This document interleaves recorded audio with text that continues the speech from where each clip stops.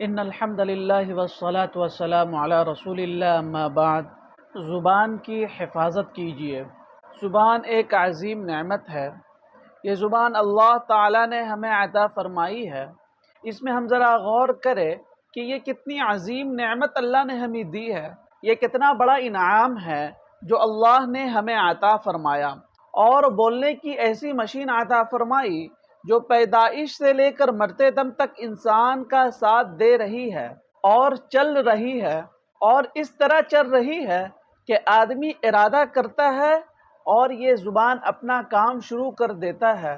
اللہ کے رسول صلی اللہ علیہ وسلم نے ارشاد فرمایا، من کان یؤمن باللہ والیوم الآخر فلیقل خیرا او لیصمت۔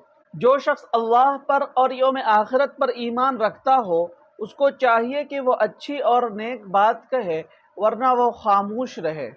زبان ایک عظیم نعمت ہے، اس کا دیکھ بھال کرنا ضروری ہے۔ اسی طریقہ سے اللہ کے رسول صلی اللہ علیہ وسلم نے ارشاد فرمایا، ان العبد لا يتكلم بالكلمة ما يتبين فيها يزل بها في النار ابعد ما بين المشرق والمغرب۔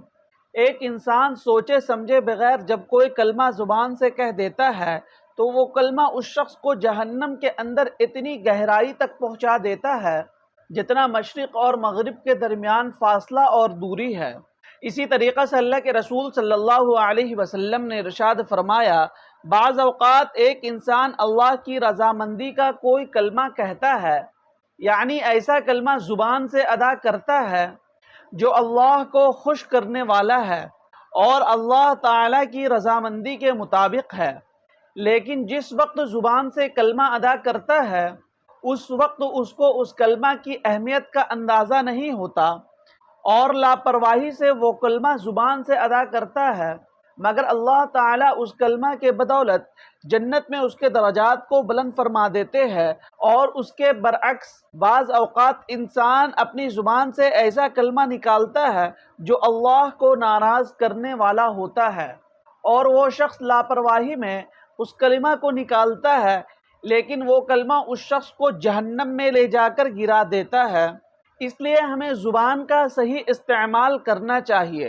اللہ تعالیٰ نے اس زبان کو ایسا بنایا ہے، اگر کوئی شخص اس زبان کو صحیح استعمال کر لے، جیسا کہ ابھی اوپر حدیث میں نے بتایا کہ ایک شخص ایک کلمہ بے پرواہی میں زبان سے نکالتا ہے مگر وہ کلمہ اچھا ہوتا ہے، تو اس کلمہ کی وجہ سے اللہ تبارک و تعالیٰ نہ جانے کتنے درجات کو بلند فرما دیتے ہیں اور اس کو کتنا اجر و ثواب ملتا ہے۔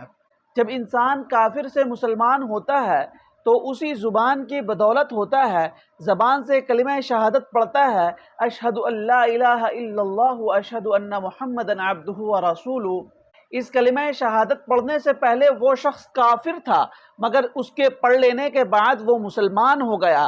پہلے جہنمی تھا، اب جنتی بن گیا۔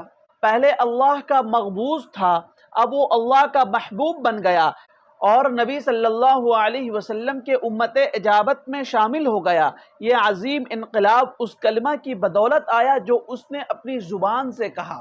زبان انسان کو جنت میں بھی داخل کرائے گا اور جہنم میں بھی داخل کرائے گا۔ اللہ کے رسول صلی اللہ علیہ وسلم نے ارشاد فرمایا، جو شخص مجھے دو چیزوں کی ضمانت دے دے تو میں اس کو جنت کی گارنٹی دیتا ہوں۔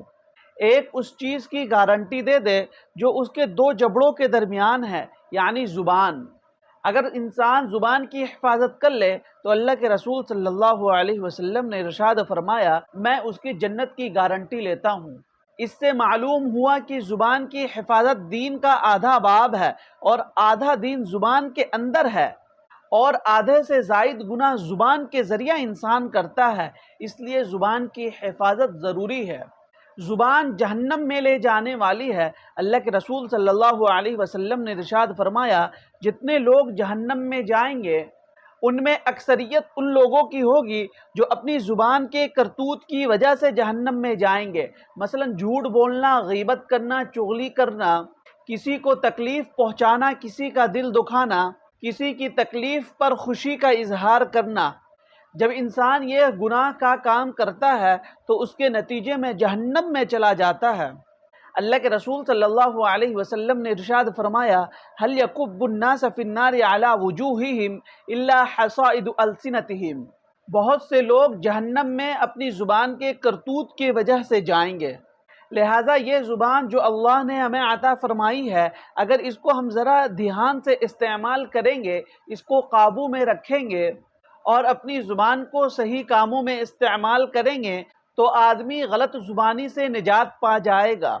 اسی طریقے سے اللہ کے رسول صلی اللہ علیہ وسلم نے ارشاد فرمایا اذا اصبح ابن آدم فإن الأعضاء كلها تكفر اللسان تقول اتق الله فينا فإنما نحن بك فإن استقمت استقمنا وإن اعوججت اعوججنا۔ جب صبح ہوتی ہے تو انسان کے جسم کے اندر جتنے اعضاء ہے وہ سب زبان سے مخاطب ہو کر کے کہتے ہیں اے زبان تو اللہ سے ڈرنا، اس لیے کہ ہم تو تیرے تابع ہے، اگر تو سیدھی رہی تو ہم بھی سیدھے رہیں گے اور اگر تو ٹیڑھی ہو گئی تو ہم بھی ٹیڑھے ہو جائیں گے۔ مطلب یہ ہے کہ انسان کا سارا جسم زبان کے تابع ہوتا ہے، اگر زبان نے غلط کام کرنا شروع کر دیا تو اس کے نتیجے میں سارے کا سارا جسم گناہ میں مبتلا ہو جاتا ہے۔ اس لیے سارا جسم زبان سے مخاطب ہو کر کے کہتا ہے اے زبان اللہ سے ڈرنا اور سیدھی رہنا، ورنہ تیرے کرتوت کی وجہ سے ہم بھی مصیبت میں پھنس جائیں گے۔ اللہ تبارک و تعالی زبان کی حفاظت کرنے کی توفیق عطا فرمائے۔ وما توفیقی الا باللہ۔